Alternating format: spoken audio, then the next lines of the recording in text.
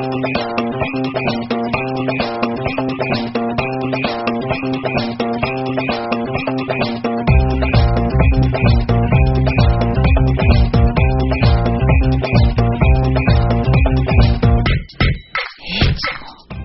4, EMS Week 2016. We're so excited that you continue to join us for this podcast series celebrating EMS Week 2016 and all the hard work, accomplishments, and sacrifice of our pre-hospital care providers. Monday, Physiology of CPR. Tuesday, Team Psychology, designing high-performance teams. Wednesday, Mind of the Resuscitationist.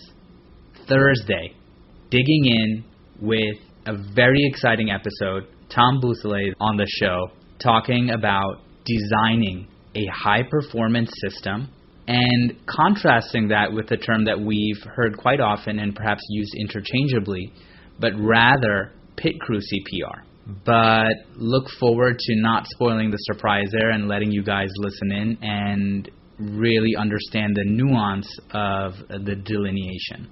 But nevertheless, we really dive deep into this episode on designing high-performance systems, the appropriate phases of a cardiac arrest response, and Tom details phase 1 through phase 4. The really important aspects of the team dynamic and the training and the drilling that go behind optimizing pre-hospital care performance on sudden out-of-hospital cardiac arrest. So we really get into the nitty-gritty, and this is certainly an episode that is a must-listen for folks who are interested in deploying or implementing these systems within their own municipality or pre-hospital care system.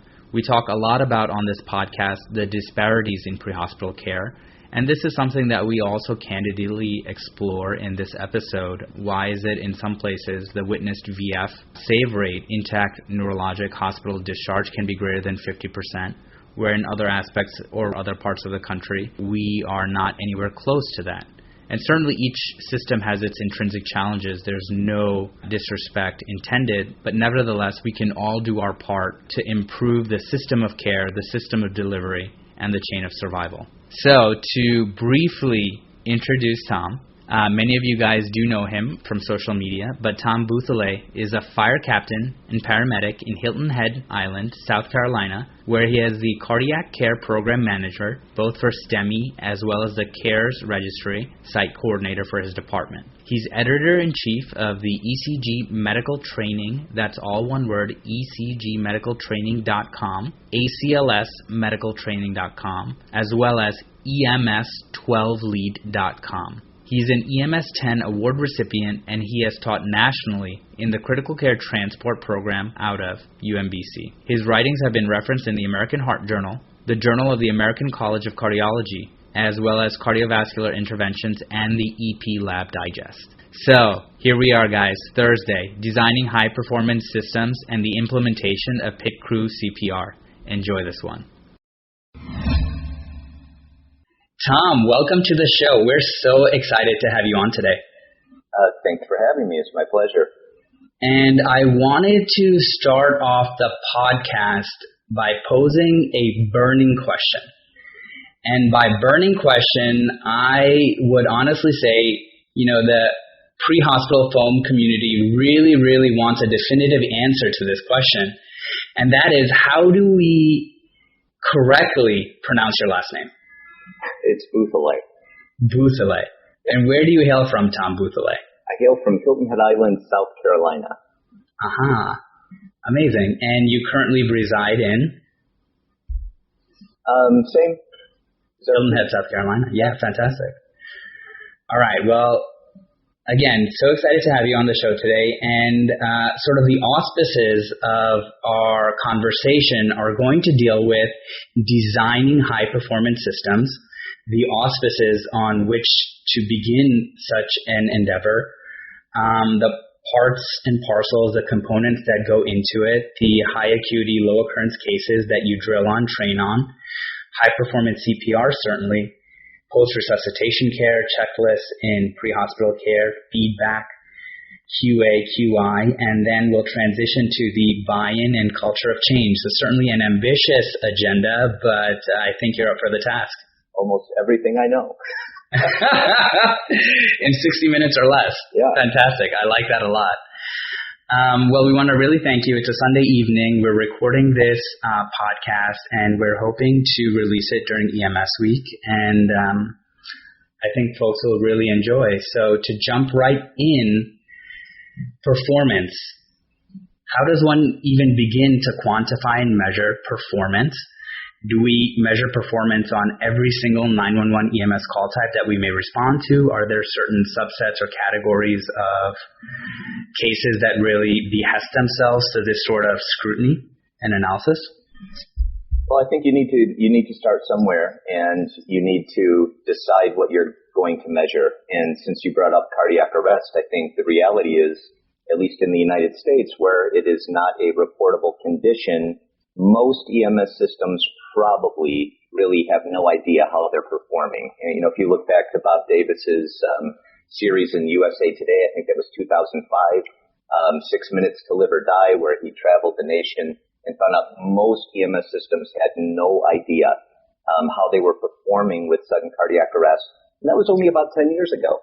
So I think we've made tremendous strides with sudden cardiac arrest over the last 10 years, but I think probably most EMS systems have no idea how many cardiac arrests they respond to a year, whether or not bystanders are performing CPR, whether or not AEDs are being used, whether or not they're getting ROSC in the field, and most importantly, whether or not patients are being discharged alive from the hospital with a CPC score of 1 or 2. So I think the measurement piece, it's really hard to improve if you don't know how your system is currently performing. So I would tell anyone that wants to embark on this journey is to consider doing something like joining the CARES registry or starting to collect outcomes data, because you will improve. You will improve as soon as you start embarking on this journey. So you might as well measure yourself improving, so then you can take it to your mayor and your city council and things like that and say, hey, look what we did.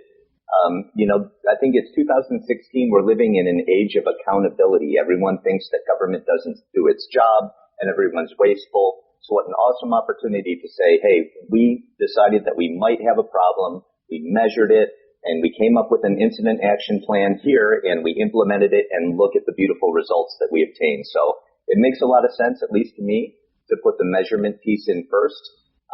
But it's not absolutely necessary, but I think it'd be a big mistake to not try to measure it as you go. So there's so much that I'd like to dig into your opening statement there, Tom.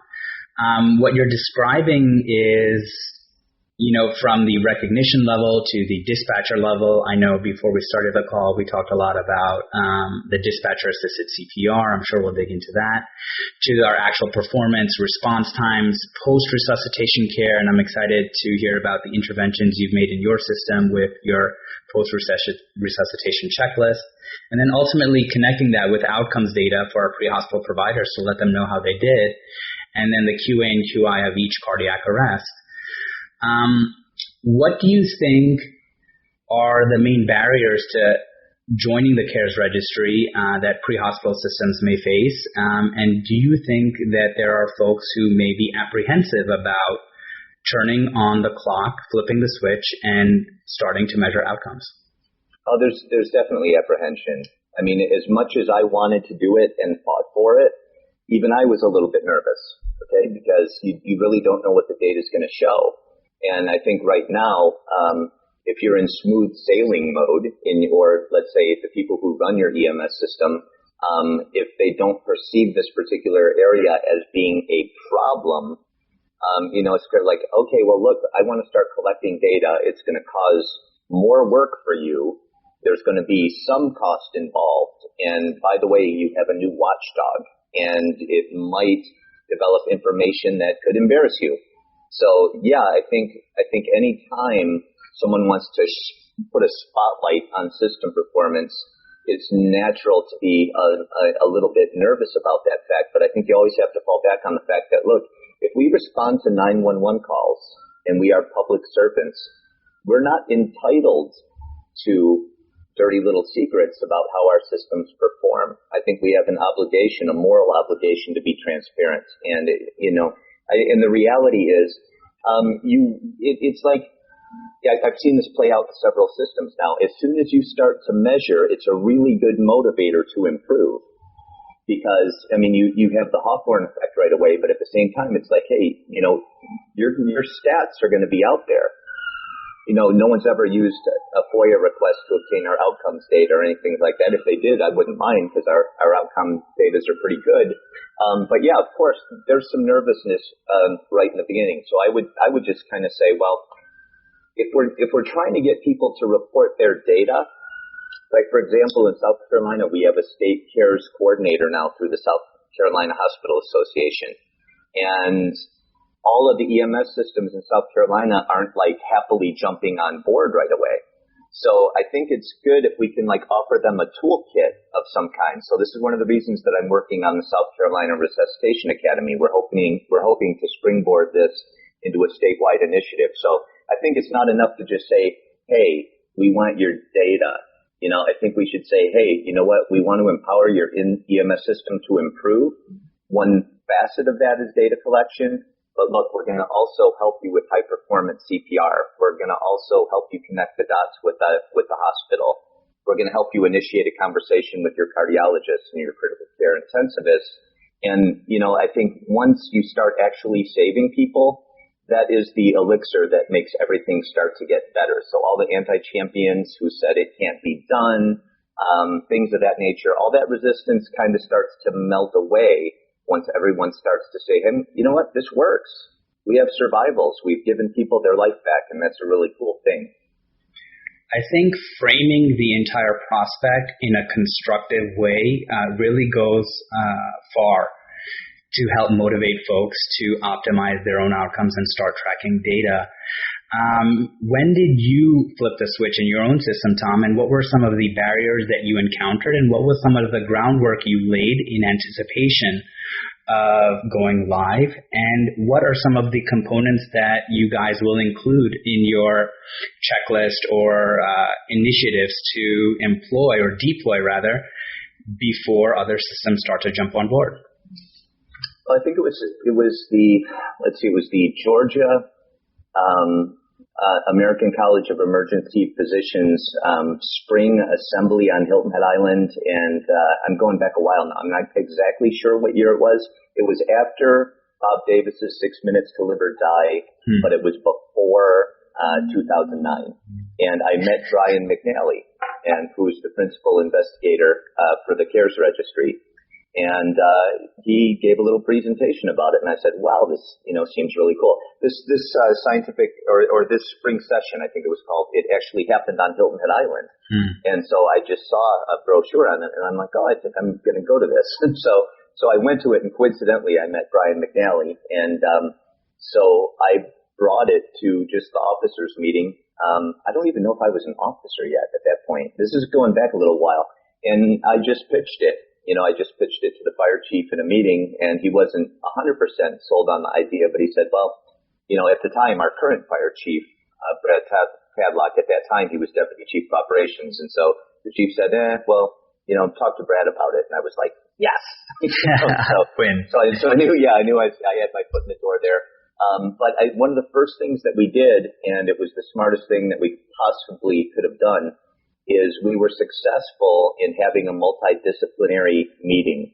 So for the first time ever on Hilton Head Island, EMS, nursing, emergency medicine, cardiology, and critical care all sat around the table together and asked the question, how can we improve cardiac arrest survival on Hilton Head Island?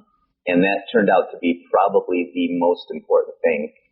First step, other than saying, yes, we're going to collect data, is for the first time ever, all the stakeholders, I shouldn't say all. If I had to do it over again, there would be a patient representative there.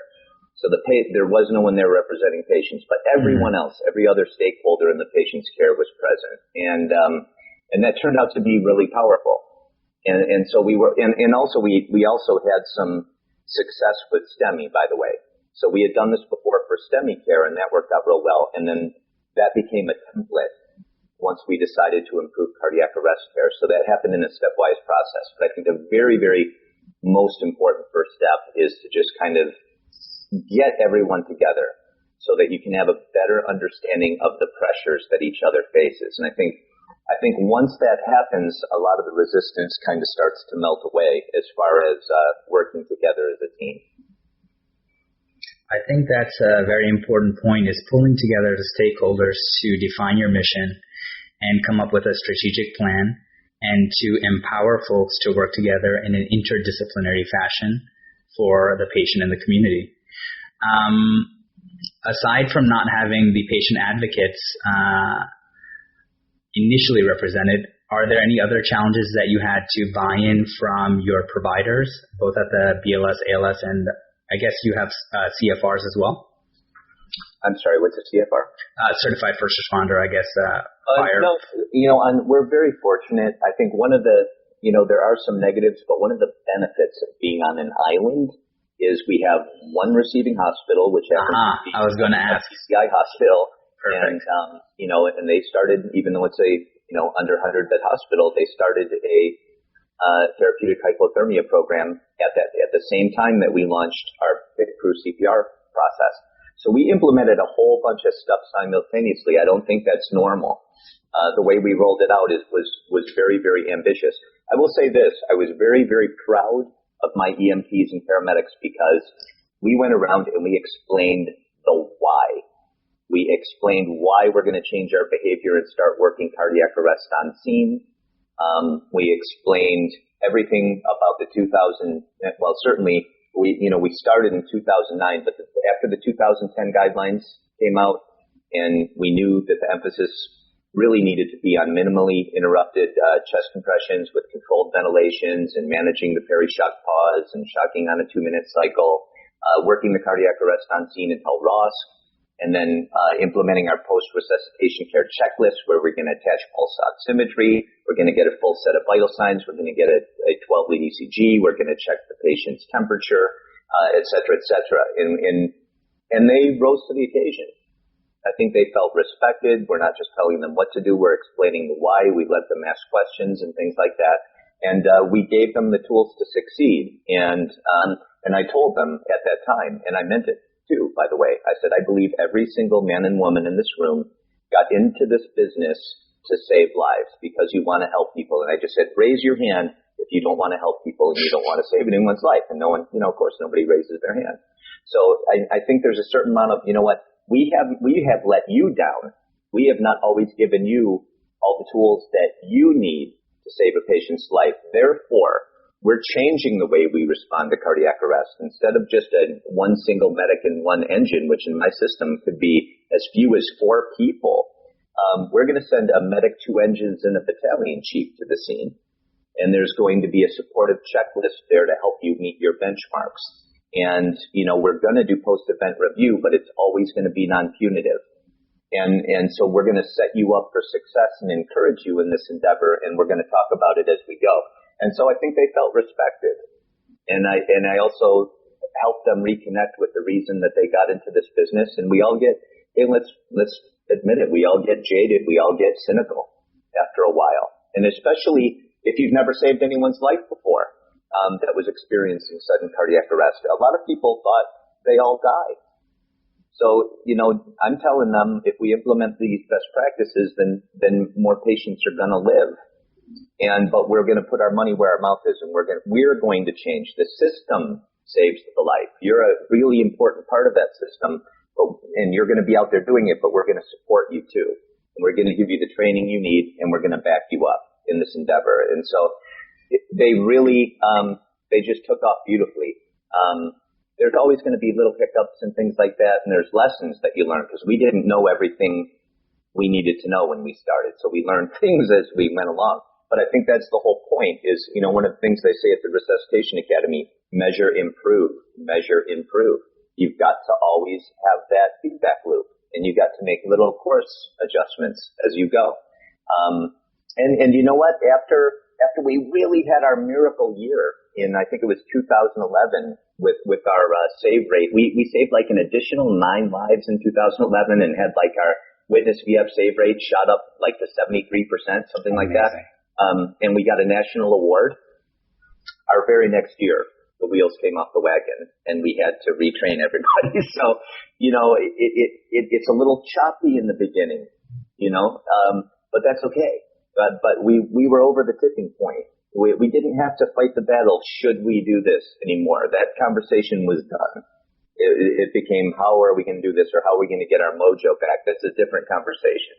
So anyway, that's I don't know. I don't remember what your question was. Sure. So first, let me applaud you, because too often in EMS, especially from leadership, there's a top-down style approach. And it sounds like in implementing this system, you really empowered your providers to rise to the occasion. And what is so often a missing component to the education and training of our folks is, one, to be constructive, non-punitive, but to explain the why.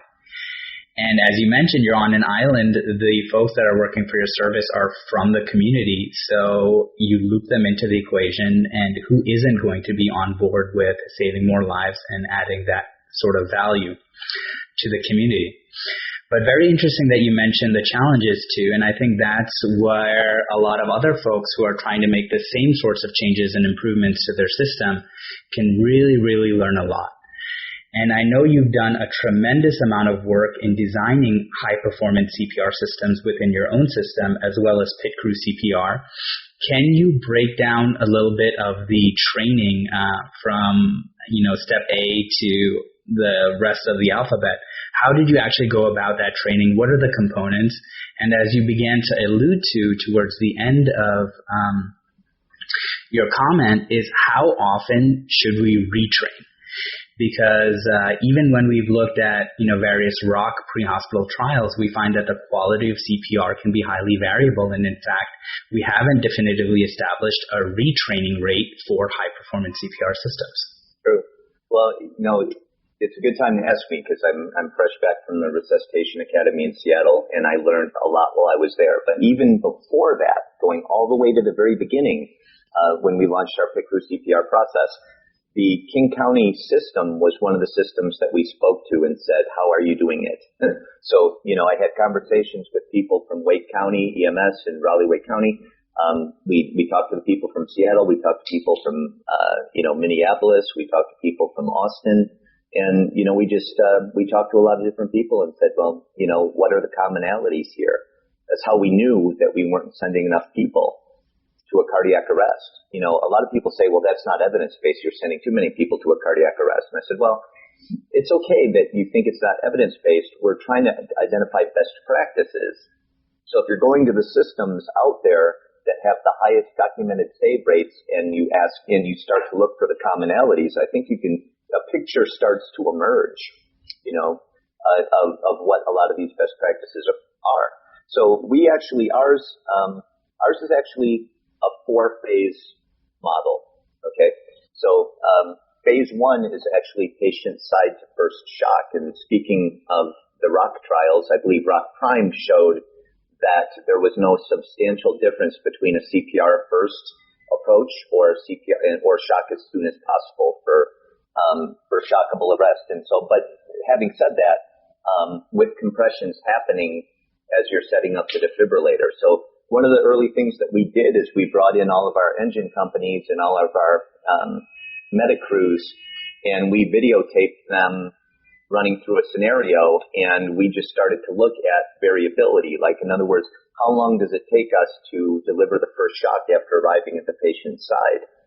And our top performers were doing it just under 1 minute, but some of the slower crews, it was taking 4.5 minutes for the first shock to get on board. And so when you debrief that and start asking, well, what is the reason? The reasons are all over the place. Some are saying, well, I thought we were supposed to do 2 minutes of CPR first. Others are saying, well, I'm not really sure, or it didn't seem that long to me, things like that. So one of the things that we wanted to emphasize is we do still believe and value early defibrillation. Even in King County, there are differences between Seattle Fire Department and King County EMS in terms of whether or not they shock as soon as possible versus providing 2 minutes of CPR. But, one of the things to remember is if you train them and hammer at home that you always do 2 minutes of CPR, If EMS witnesses the arrest, there's a danger that they'll do 2 minutes of CPR before shocking the patient. So we're like, let's instill as part of our process that we always shock as soon as possible for the first shock. So what we call phase 1 is patient side to first shock. So we implement minimally interrupted chest compressions at the correct rate, depth, and recoil, and we deploy the defibrillator. Once it's attached, we get the first shock on board. And that usually takes about 1 minute. And so, you can get about 100 compressions in while you're setting up the defibrillator and charging the capacitor. At least that's been our experience. So that's phase 1. Phase 2 of our Crew CPR process is what happens in the first 2-minute cycle after the first shock. So this is when we deploy and test our suction device to make sure it's functioning. This is when we insert an OPA.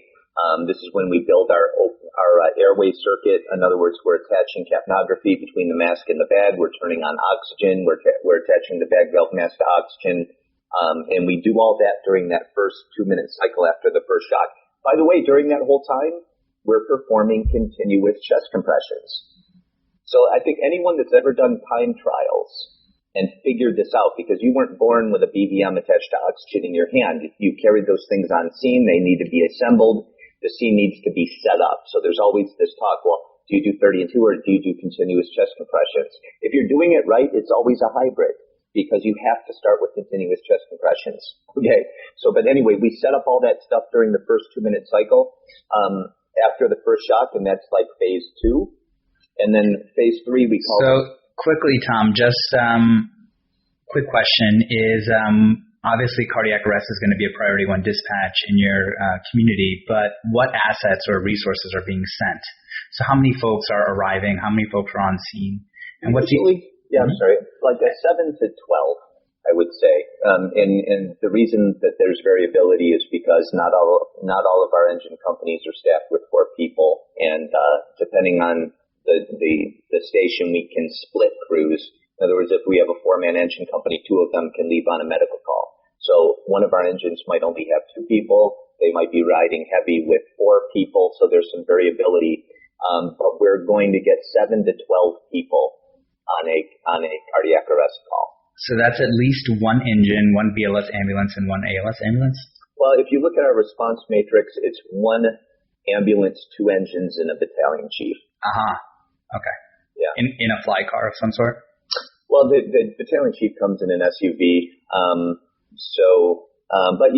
But there is, again, if there's another, and sometimes it's 2 ambulances and an engine and the battalion chief, or sometimes it's the truck company. It can play out a lot of different ways.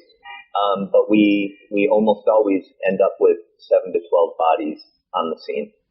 Fantastic. Okay. So sorry to interrupt you. You were about to launch into phase 3. Well, we call phase 3 the Seattle switch.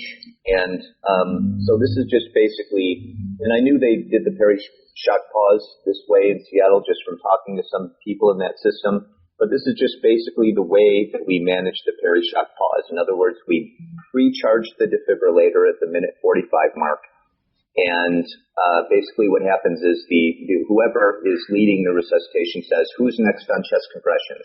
Someone will raise their hand and they'll line up behind the person doing chest compressions. We pre-charge the defibrillator, okay, and then once the capacitor is charged, that person that's on compressions clears out of the way, and that's the beginning of the peri-shock pause. The person on the monitor looks, quickly confirms that it's still a shockable rhythm, visually confirms that no one's touching the patient, and by the way, the person on the airway, if there is a mask on or a BVM on the patient's face, that's removed from the patient's face. The shock is delivered, and then the new rescuer starts post-shock compressions. So in other words, the Seattle switch is changing out the rescuer on chest compressions during the peri-shock pause. And that can all happen in less than 5 seconds. So what we don't do is, okay, stop CPR, okay, it's VFib. Charge the capacitor, okay, stop CPR, okay, it's still VFib, okay, shock, stare at the rhythm, okay, start. We've eliminated all those peaks. And so that's that's part of the secret sauce of how they do it in Seattle. No offense to any EMS system. I've had people call me and contact me and say, hey, why do you call that the Seattle switch? My system does that too. No offense intended. We learned about it from Seattle. They don't call it the Seattle switch. We do. Okay, but we call that phase 3. And phase 4. So real quick, let's dig into that a bit. So very fair points. Now, correct me if I'm wrong, but you guys drill that with couch seat cushions. Is that? I think I may have read that online somewhere. No. Well, I was just letting people know that if they're creative, they don't have to have an instrumented mannequin right there to practice the workflow. I believe in instrumented mannequins, especially after going out there to the Resuscitation Academy. I think it's really important to make sure you're doing rate, depth, and recoil and delivering the correct amount of volume when you squeeze the bag on the BVM. I learned a lot from instrumented mannequins, but to train the Seattle switch, you really could do it with the couch cushion. Because what we're talking about is how you're orchestrating the rescuers. And this is where we're getting into the difference, by the way, between pit crew CPR and high-performance CPR, because to me, high-performance CPR is the nuts and bolts of rate, depth, recoil, ventilation, and shocking. I mean, getting that down to a science. But to me, the pit crew CPR is how you're assembling the team, in what order you're doing things, at what point you build the airway circuit, and things like that. So, I don't know if everyone understands it that way, but in my mind, at least, the high performance CPR is like exactly how you're performing CPR, and the pit crew concept is how it's all being orchestrated, if that makes sense. So that's an interesting distinction. I haven't heard it put that way, but I like the nuance and the delineation. Mm-hmm. Hey, friends. I'm going to take a brief moment to pause the show and bring you a word from our sponsors. No, not the sponsors you may traditionally think of, but rather sponsors that are aimed to help eliminate healthcare disparities. This is a very special project I'd like to announce during EMS Week for folks to trial. It comes at absolutely no cost and is ultimately designed to optimize your training experience and help translate into improved outcomes within your community in relation to out-of-hospital cardiac arrest.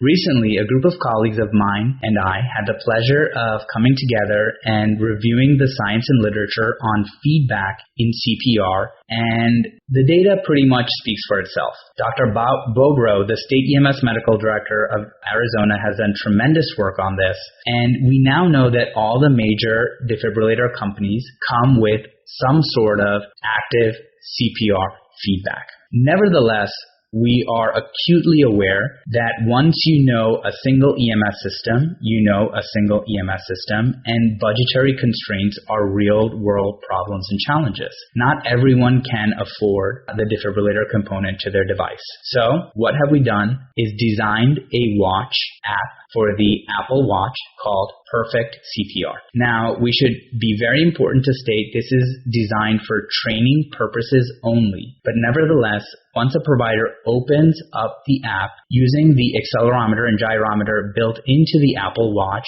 you will be able to get direct feedback on your rate, depth of compression, as well as recoil. So please check this app out. It is available at $0 in the Apple Watch iTunes Store and is called Perfect CPR. Please also find us and follow us on Twitter at Perfect CPR.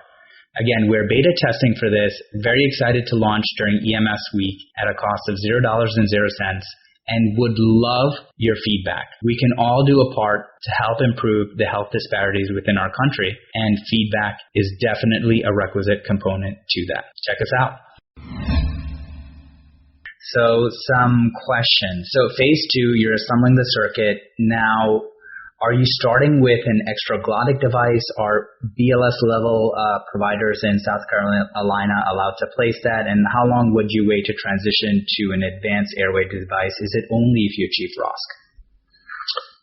No, it's not. Oh, well, it depends, right? Because if it's a drowning and it's a wet drowning and the patient has a chunky airway, then we're going to rapidly advance to an advanced airway and preferably a tracheal tube. Okay.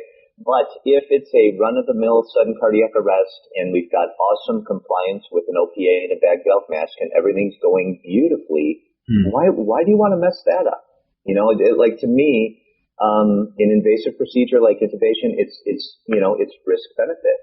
Like, are things going to definitely get better because you're doing it, And so I think it has to be patient specific. All I've asked my guys to do is, if everything's going fine, don't start intubating right during the sweet spot of the code.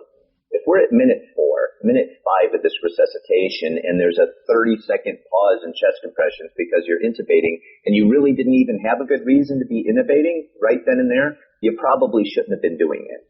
On the other hand, if the patient's airway is, full of blood and you're suctioning and it's not working, then you have a reason to advance rapidly to a more aggressive airway management. So I leave it to them.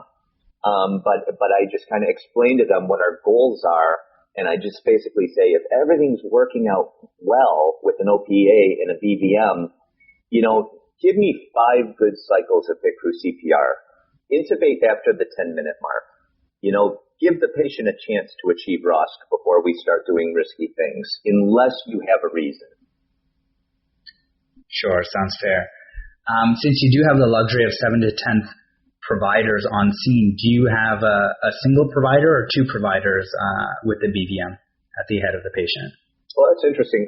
Most of the time, it's funny, just Saturday morning, we had a code save right as I was getting off duty before I went on this trip here. But and we used, and it was kind of unusual, we used two people, one person held the seal and the other person squeezed the bag in that particular case.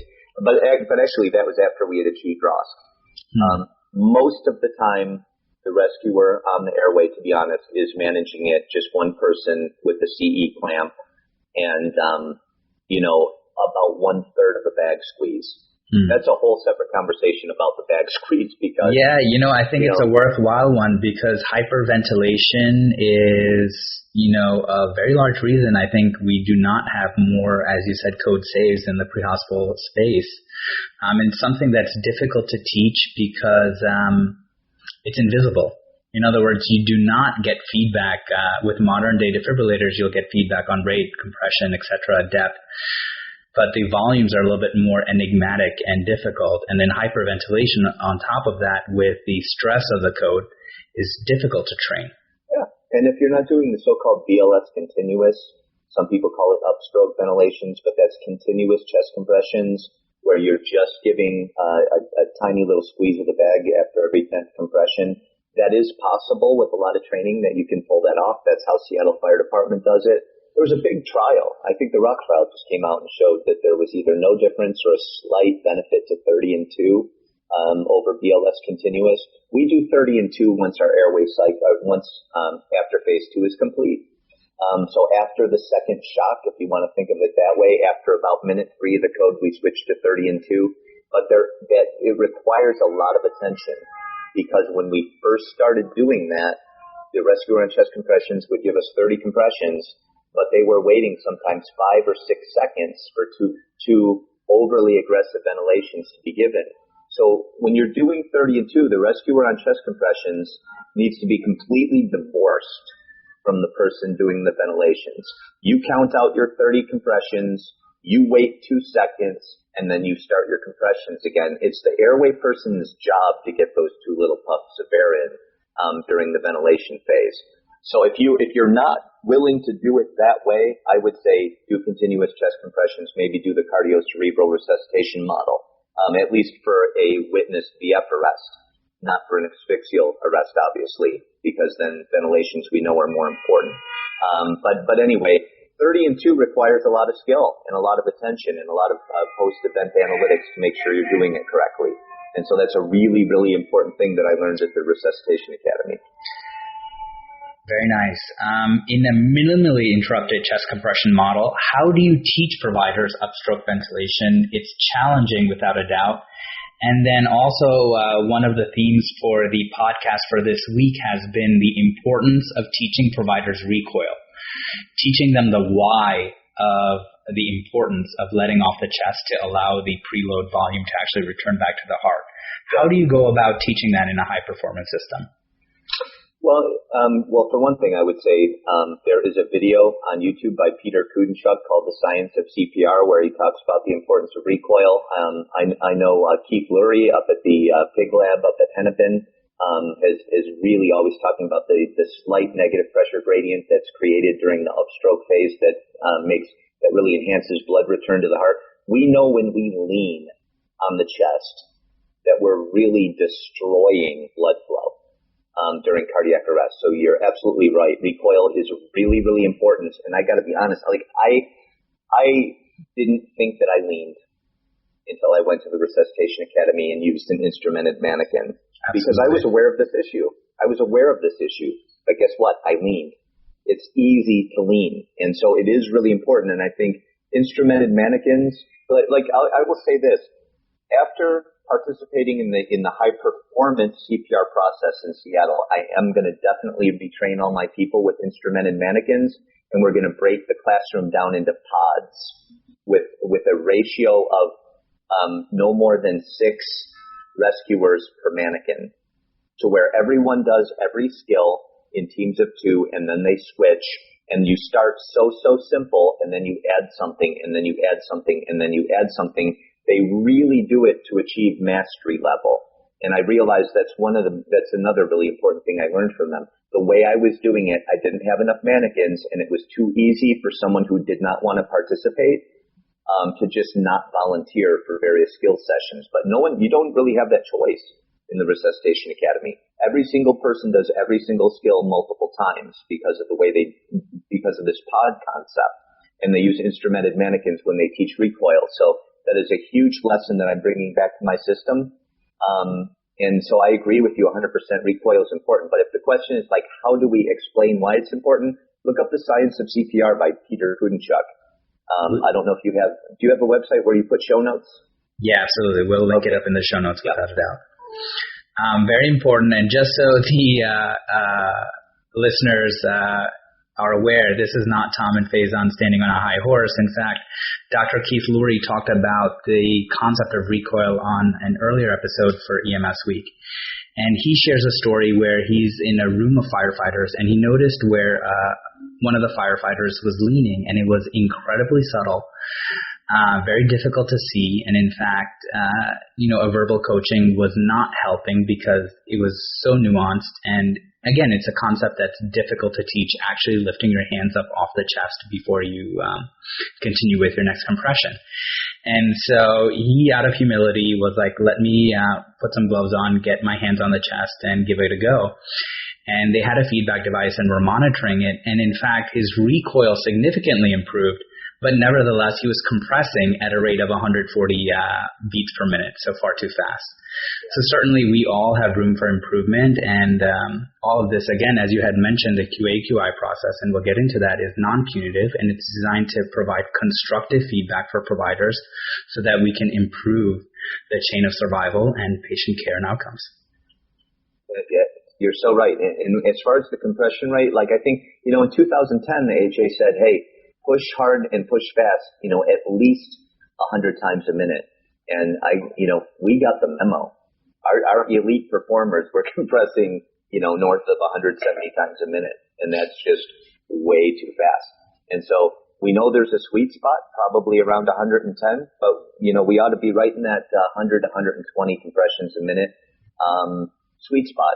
So I think there's a place for metronomes. I think there's a place for real-time feedback, accelerometers and things of that nature. I don't have much experience with accelerometers, but we definitely use a metronome, and it's hugely helpful. Absolutely. One of the challenges is, while all the major defibrillator companies have the feedback device, which we know by Dr. Balbroa, the state EMS medical director in New Mexico, put together a great trial, can significantly improve outcomes, but nevertheless, there is a significant cost associated with that. And I know there have been apps that have been developed on the iPhone, but who's going to whip out their iPhone in cardiac arrest and perform chest compressions on a live patient? Do you really? Yes, we do. Yeah. Wow. Okay, so perhaps exciting announcement for you then. A group of friends and I just developed an app for the Apple Watch called Perfect CPR, and it's completely free, and it just basically harnesses the same technology, but nevertheless, you don't have to take out your personal iPhone to get all that data, and it has both the audio and haptic feedback to help improve outcomes. So we're beta testing it now, and excited to see what folks think. So cool. Sounds awesome. Most definitely. Amazing. So moving on to phase 4, because the high-performance CPR system is in full effect and swing. Yes. Pit Crew CPR, folks are rotating beautifully. Yep. The perishock pause has been minimized. Yeah. Defibrillator is charging. We're doing a quick check. There's no mantra of I'm clear, you're clear, we're all clear. We're way beyond that. Yep. Yeah, and we get ROSC. Right. So at some point, someone says, hey, after that last shock, we've had a sudden rise in end-tidal CO2. And most of the time, even with CPR artifacts, you can tell there's an underlying organized rhythm, in the background. Not all the time, but a lot of times you can. And so we notice it sometime during our post-shock compressions, after about a minute of post-shock compressions, that there's a sudden rise in end-tidal CO2. And we sense that there may be an underlying rhythm. People don't, my suggestion would be, don't get too stuck in the weeds about whether or not you finish the 2-minute cycle. They do finish the 2-minute cycle in Seattle. My personal feeling is if you have an organized rhythm on the monitor and a sudden rise in end-tidal CO2, that implies that you have ROSC. In my humble opinion, your mileage may vary. But when that criteria has been met, we have a sudden rise in end-tidal CO2 and we have an organized rhythm on the monitor, we stop and perform a pulse check. Remember, the person on ventilations doesn't stop, just the person on chest compressions. We still want to ventilate this patient, right? And then we do this pulse check. And when we confirm that we have a pulse, phase 4 kicks in our post-resuscitation care. And basically that means, and this is on our checklist too, by the way, we can flip over our checklist and we start, and I announce, okay, resuscitation, post-resuscitation care checklist. Number 1, attach pulse oximetry. That's the very first thing we do. Okay. Because we want to gingerly bring up the SpO2. A lot of these times, their initial SpO2 might be in the 70s or 80s. We want to gingerly bring that up above 90, but we don't want to peg it at 100, and we don't want to blow off all their CO2. So we start to manage their airway. We don't want them hypoxic, but we don't want them hyperventilated either. So we attach pulse oximetry, and we modify our ventilations right off the bat once we achieve ROSC.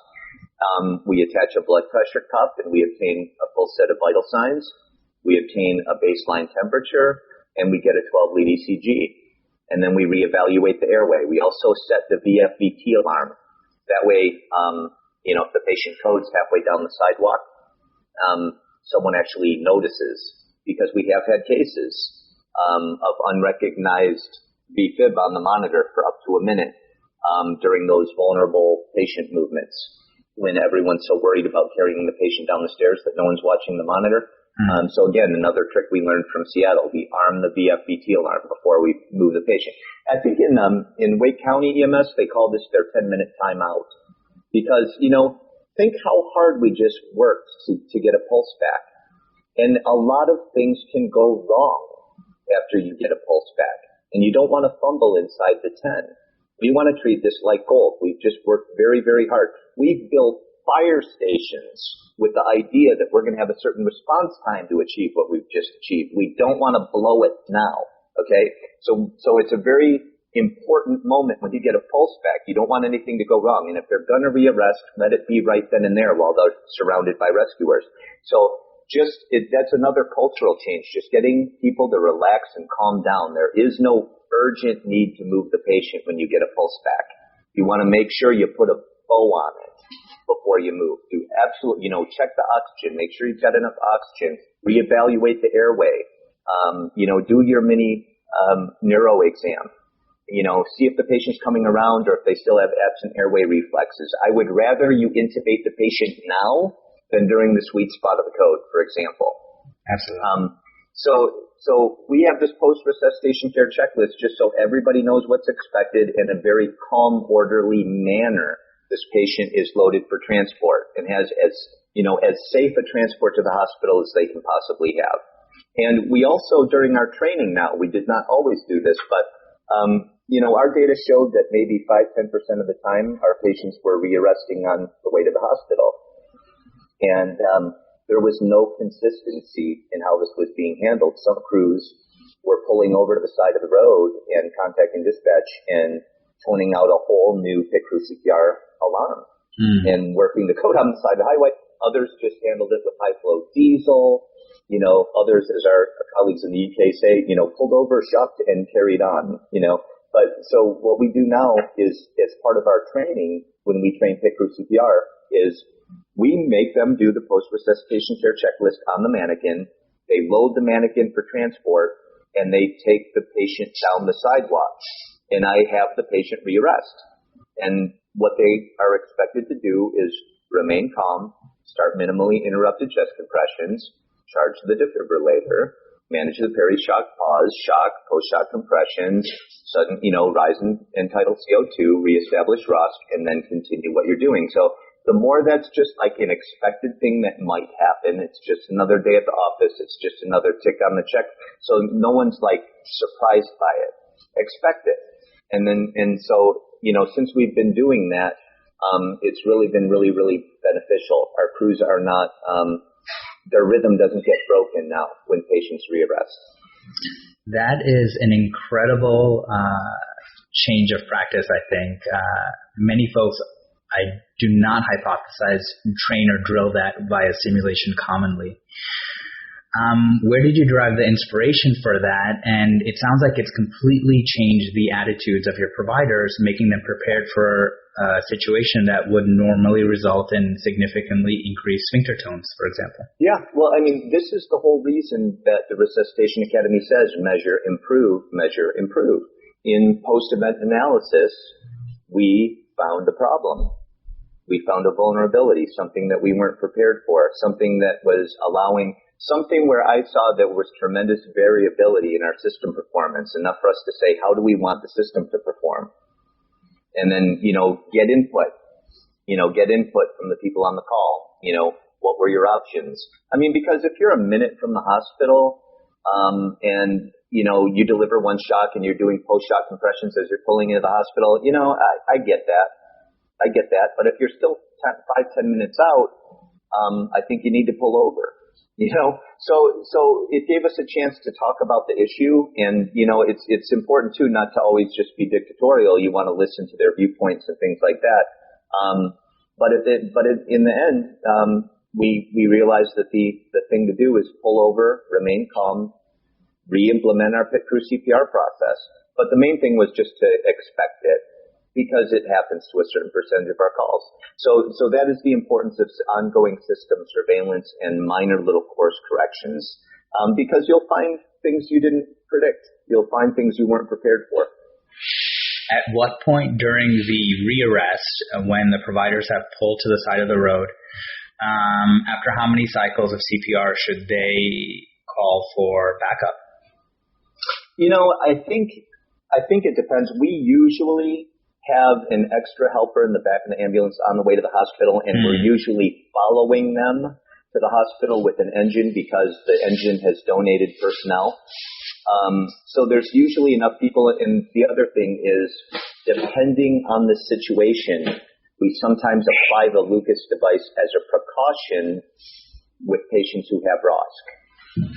So we'll pre-apply the Lucas device, so all the paramedic has to do is push a button to implement chest compressions, should that happen, depending on circumstances. Like this one that happened on Saturday, early Saturday morning, we didn't do that, but that's because we knew that the elevator was so small that if we put the Lucas on them, we weren't going to be able to put them in high fowlers to get them in the elevator. So there's some variability in how that may play out, but we've done it many times. So if we're worried that the patient may rearrest, we may actually we will apply the Lucas device. So all they have to do is push a button. That sounds like it could have been the perfect opportunity for heads-up CPR. Yeah. Yeah, I'm not I get the physiology of that. I really do. It's unintuitive to people. Like all those years used to say, well, why don't we elevate the patient's legs during CPR? Won't that improve the patient's blood pressure? It's like, wow, who would have thought? No, that just increases intracranial pressure, which reduces cerebral perfusion pressure. Wow. Don't you think we need more data on that? Without a doubt, it's not ready for prime time. I think the data thus far is only in the porcine model. But nevertheless, the data is interesting. The data is quite interesting, and I think we need to study it more. Yeah. I'm intrigued. I think it's necessity is the mother of invention. Is that correct? Yeah, absolutely. So the story behind that is the idea came from South Korea, where elevators are quite small, and not dissimilar from New York City. They found that outcomes were directly proportionally, or rather indirectly proportionally worse the higher you lived. So we talk about the x-axis, the y-axis, but the z-axis is also very important. The higher you live, the longer it takes for first responders to reach you, number one. Number two, the culture in that society precluded working the patient on the scene. And number three, the elevators are so tiny they couldn't fit their typical pre-hospital gurneys onto it in a flat position. So really interesting the way that concept developed. Yeah. I just worry about the amount of time it takes to position the patient. Like, is this something that happens right at the beginning of the resuscitation? Like, we put them on a backboard, we strap on a Lucas device, we outfit our gurney in a semi-Fowler's or some. I've seen a diagram of it online before, and I just worry about the amount of time it takes to set up, but I'm willing to be proven wrong. Certainly. I think a lot more to come, and I think it's important to stay curious but skeptical in science, absolutely. So we talked about phase 1, phase 2, phase 3, phase 4, and would you just run us through the quick highlights? What are the main goals of each phase? And then I would love to hear more about the QA/QI process, how that is non-punitive, and what are the sort of metrics that you're going through with your providers? Sure. Well, I mean, in the simplest terms, phase 1 is just implementing CPR at the correct rate, depth, and recoil, and getting one shock on board. Phase 2 is when the reason I always say, when we deploy the suction device, if you've ever needed suction and not had it set up on a cardiac arrest, it's terrible. Okay? So actually our second due unit that arrives on scene brings their own airway bag, their own AED, and their own redundant suction device. Because I think almost everyone in EMS can relate to, oh my gosh, where's the suction?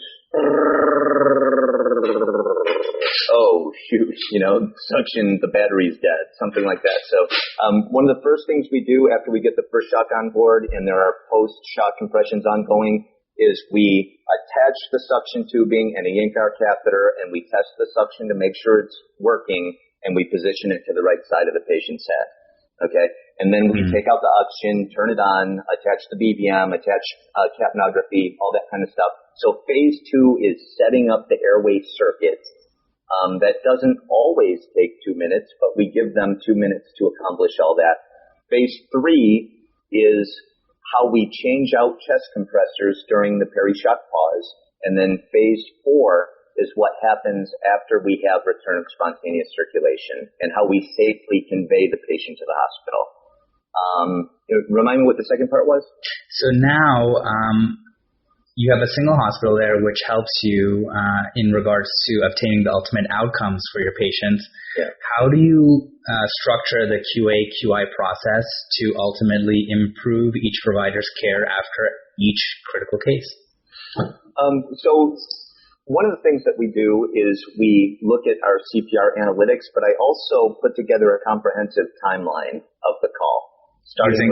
Using the monitor data. Well, using the monitor data, using the dispatch records, using everything from the PSAP time to every timestamp in the call. Like, in other words, the call came in at 0800 and, it was dispatched at 0801 and the first unit responded at 0802 and was at the curbside of the emergency at 0805, made patient contact at 0806. and our first shock was on board. You see what I'm saying? So like I reconstruct this this taxonomy of everything that happened on the call, because that just helps me kind of like see it from it gives me a lens into our system. It helps me see exactly how our system performed at the macro level. But then we also drill down and we look at things like the rate of compressions and whether or not we're shocking on a 2-minute cycle, because it's easy not to. You might shock, the first two might be on a 2-minute cycle, but then you might go 4 minutes without a defibrillation, even though the patient's in VFib. And so we just want to look at the timing of shocks. We want to look at peri-shock pause. We want to look at CPR fraction time. We want to make sure that our airway interventions were appropriate. You'll notice one thing that I have not brought up is like IVs and IOs and drugs and things like that. I do look at that stuff. And they certainly are not discouraged necessarily from doing that stuff. I just basically tell them, look, these are the evidence-based therapies, the high-quality CPR and the defibrillation. We know that saves lives. The drugs we don't know. So yes, you can start IVs and do IOs and give epi and amiodarone and everything else, but it cannot interfere. It cannot cause a significant interruption in expertly performed BLS. Very valuable point. Yeah, those things happen, but I don't, unless it's like inappropriate where they gave a drug that was contraindicated or something like that, I don't, in fact, I would just assume that they not give a patient 10 milligrams of epinephrine in 30 minutes, but they can if they want to, but my emphasis is always on expertly performed BLS. And then the thing is now, I think we've been doing it long enough that they're not fearful of post-event review. They ask for it. So they call me and say, hey, we had a code last shift. Would you look at it? Can we assemble a debriefing? Can you come down to station 1 and so we can talk about it? So now they seek out those opportunities, and that lets me know that we're approaching it the right way. I meant to ask you a couple of questions regarding specific roles of providers. Who is designated the team leader in the model? And then you also mentioned the battalion chief is arriving and has an interesting role in liaison with the family. Hoping you could describe that more. Yeah, I'll start with that latter piece. So on our checklist, which we do, every unit has a checklist. We have it in the side compartment of the cardiac monitor on one of the side little saddlebags of the cardiac monitor. But the person whose job it is when they arrive on scene is to take out the checklist, like our redundant backup to make sure that someone takes out the checklist. When the battalion chief arrives on scene, he reviews the checklist and looks for himself. Okay, our oxygen's turned on. Okay, the capnography is hooked up. Okay, the compressions look good. He goes through that checklist. But at the end of the checklist, some of the other things that sometimes people are surprised to see is one of the boxes is act as family liaison. So we want to provide emotional support to the patient's family if they are present on scene. We want to make sure that they have a ride to the hospital. We want to make sure that they aren't by themselves in the waiting room. We want to make sure if they need help, if there's someone, and we want to make sure that anything they need is being taken care of. The other thing that we do is we collect the name of and contact information of anyone who helped.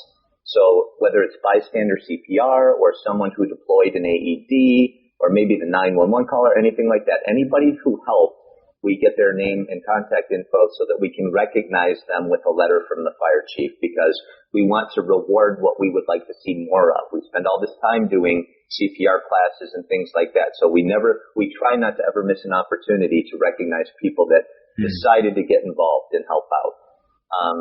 And then as far as like who's actually in charge, we have a pretty flat structure when it comes to working a cardiac arrest.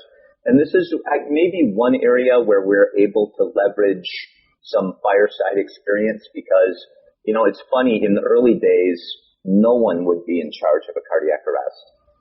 You'd have everyone doing their own thing. The airway person's doing whatever they want to do. The person on compression's doing whatever they want to do. I think it was a lot more chaotic. But, in the fire service, you would be considered negligent if you ever fought a structure fire and no one established the incident command system. Mm-hmm. Okay? So that kind of comes natural to firefighters. It just took a while, I think, for people to just feel comfortable saying, okay, I have code command. We call it that. They call it the cockpit position in Seattle. And it's usually the person on the cardiac monitor who is on the patient's left side in the resuscitation academy.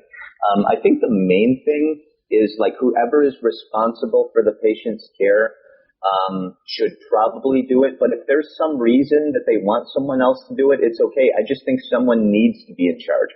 So our checklist just basically says, like the first box, someone's in charge. I don't think it matters who. But when the battalion chief arrives on scene, they want to be able to tell by watching who's in charge. And if he or she can't tell, they will say, hey, who's in charge? Who's the code commander? And if one hasn't been established, then, that's probably when they figure it out. Great points. Now, in talking about recognition, you mentioned that every ROSC that, you guys achieve is called a code save. Do you guys celebrate the survivors, and what influence has that had on your providers? Yeah, so we don't call it, just because we achieve ROSC, we don't call that a code save. So we would need a neurologically intact survivor to call that a code save. But, we don't, so yes. I said we don't always, usually at the end of the year, the fire chief calls me and says, hey, how many people did we save in, this year? And I will go through the records and I will tell him, however many. And what we've started doing now, is we have an award ceremony, at the end of the year. And so I usually call our cardiac arrest survivors I just introduce myself and I just say, I see that you suffered a cardiac arrest on such and such a day, or your loved one did, and we're just calling to see how everything's going, and we check up on them. And, depending on what they say or what the circumstances are, we let them know that we're having a award ceremony, but it's completely up to them. It's definitely not anything we pressure. We offer, if they would like to arrange to privately let them meet the rescuers that help them. We invite them if they want to come and be our honored guest at the dinner. If they want to, sometimes they say yes, sometimes they say no. And so, we don't celebrate each individual one. We are kicking around the idea of having a survivor coin that we would present to them in the hospital. But, there's a lot of variability there, depending on their CPC score and how many quality adjusted life years they have left, how many comorbidities. I mean, these patients sometimes are really, really sick. We've had patients that have required 5-vessel bypasses, that have been in the ICU, that have had to have fixed wing medical transport back home. So it's just not always possible. But if it's one of those dream cases where, an athletic guy in his 50s with a lot of life left to live, who's married and had 3 kids, if you give that person their life back, that's a big deal. And I think we need to celebrate those things. I think it improves everyone's morale. Fantastic. Quick aside regarding dream cases, do you employ double sequence defibrillation for refractory VFib? Not officially. We have used it a couple of times, but people have just kind of gone off the reservation and done it. It's not an officially sanctioned practice by my department. I don't think that there's too much heartburn in philosophy. It's something we do discuss from time to time. My personal opinion, I have no problem with it. When you figure, okay, with one monitor, depending on, what company you're with, you're either delivering a 200 joule or a 360 joule shock. Well, if you hook up a second monitor, that could go down to, 400. If you're giving simultaneous in the unlikely event that the waveforms perfectly match, let's say by some miracle, instead of sequential, it's simultaneous. You can make that only 400. I think the idea is that you're shocking from a different vector. And when I discussed this with Brent Myers from Wake County EMS, I specifically asked him exactly how they do their double sequential defibrillation. And he said one of the first things they do if they have true refractory VFib as opposed to recurrent VFib is they bring in a second cardiac monitor and they apply a second set of pads. And what they do is they unplug from the first set of pads, but they leave that set of pads in place and they shock from the second vector. And that takes care of the problem 50% of the time. Very interesting. Yeah. So I would say to anybody, if you're thinking about going to double sequential defibrillation, try a different shock vector first, because you just might be missing a critical mass to the left ventricle. And if you just shock from another vector, that might solve the problem. If it doesn't solve the problem, then you can take the second defibrillator and hook into the first set of pads and then charge both machines and, do the old 1, 2, 3 shot thing. I don't think they've been able to prove that they are saving lives doing this, but I think what they have established is it gets them out of VFib. Personally, I think we're obligated to get them out of VFib. We had a crew that called the code on VFib one time after like 40, 50 minutes, and I didn't feel right about that. Like, I don't think we should terminate resuscitative efforts with VF on the monitor. Just my personal, not necessarily evidence-based opinion, but I'm not comfortable with it. So, however achieved, I think either, putting on a Lucas and taking them to the hospital, but my hospital doesn't do ECMO, PCI, or any, with CPR in progress, anything like that. So I think it's different if you're in Minneapolis than if you're at someplace, a relatively small hospital in comparison that doesn't have these capabilities.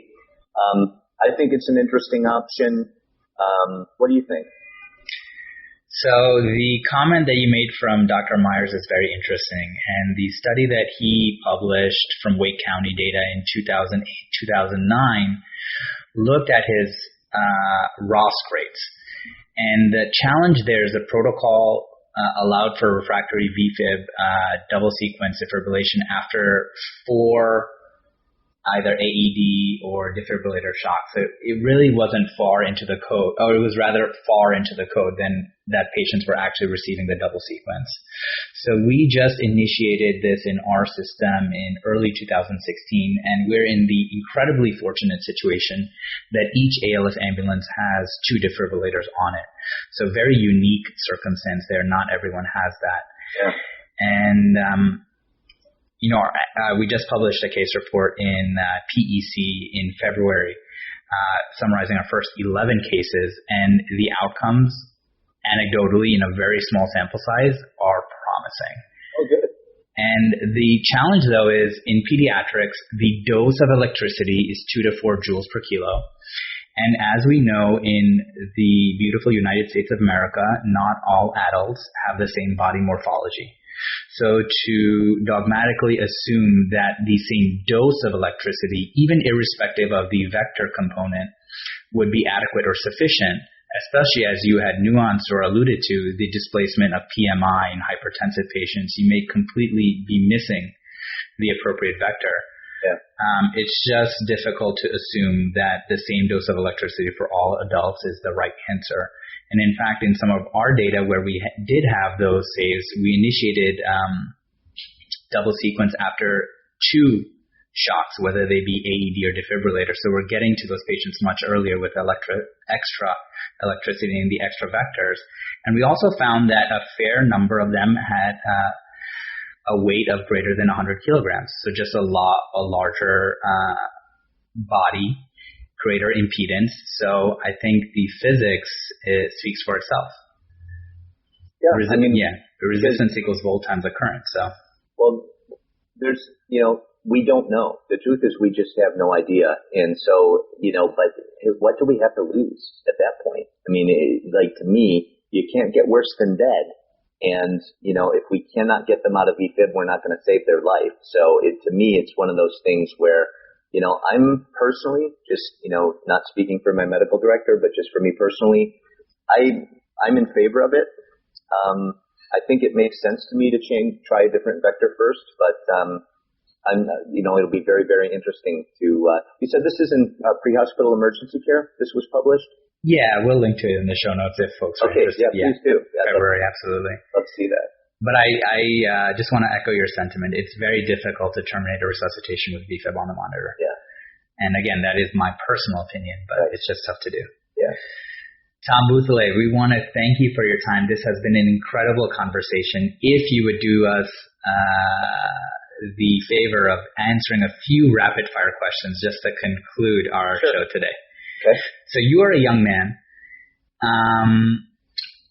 If I were to ask you if you could go back into time and give any piece of advice to your 25-year-old self, typically I ask your 30-year-old self, but I don't think you're that far away from there. If you were to give any advice to your 25-year-old self, what words of wisdom would you impart? Well, I'm 44. I don't know if that's you, so it might be longer ago than you think. Fair enough. It's one of those things. I could try and tell myself something at age 25, but the problem is my 25-year-old self wouldn't have listened. It's just kind of one of those things. I would tell him, believe it or not, change really happens. It just takes a really long time, and sometimes it's like a glacier. You really have to wait a long time sometimes to see system improvements, but sometimes the timing isn't right. So be patient. I would tell him to be patient. Amazing. Do you have any morning routines or exercise habits or things regarding personal nutrition that you do on a daily or near daily basis that help drive you to be the best version of you? I don't. I think my morning routine, usually I do get up early. I do get up very early. I have my morning coffee. I water my social media garden. And I pet my cat. I don't know. I try, fortunately for me, since I'm not that interested in nutrition, I have a wife who is very interested in nutrition. So she feeds me things that she says are going to make me live forever. So I guess I can thank my wife for that. Hey, there's going to translate into more lives saved. So yeah. We applaud your wife. Fantastic. This is going to air in EMS Week, and you offered some constructive criticism in our approach to viewing this annual holiday. And I was wondering if you would take some time to share that and just help, keep things in perspective. Why do we do this? And, sort of what has the tradition translated to or ultimately ended up being, and what are the things that are most important and we should be mindful of? Well, to me, I almost feel badly. So before the show started, you were asking me, if I have any parting words, maybe, or I can't remember if you called it a call to action or just something. Call to action, asks or requests of the EMSNation audience. Yeah, well, of the EMSNation office, I would say to believe. To believe. Don't allow yourself to get cynical and jaded to the point where you don't believe anymore, that you don't believe it can work, or that you don't believe that it can change, to where it starts to negatively impact your compassion for other people or wanting to do the right thing or to get out there and serve. Our problems can seem so intractable, and I know there's a lot of very lonely paramedics out there listening to the show going, God, why can't my system do this? Why is everything so screwed up all the time? Or why can't we work better with the hospital and things like that? It can happen. It's just really hard, but I get it. I understand why people get burnt out, and I understand why people feel beat down. So I would just, my call or my thing, what I would ask is to don't give up. Don't give up on it, because sometimes the timing isn't right. So I'm just going to ask the listeners out there of the EMSNation to believe that it's possible. Beautiful words, Tom.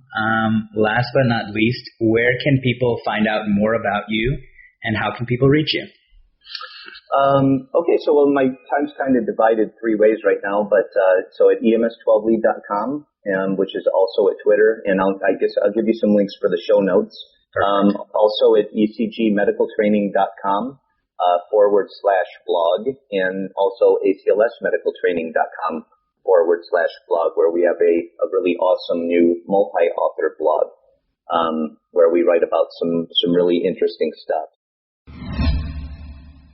Thank you guys so much for listening. We sincerely appreciate your dedication.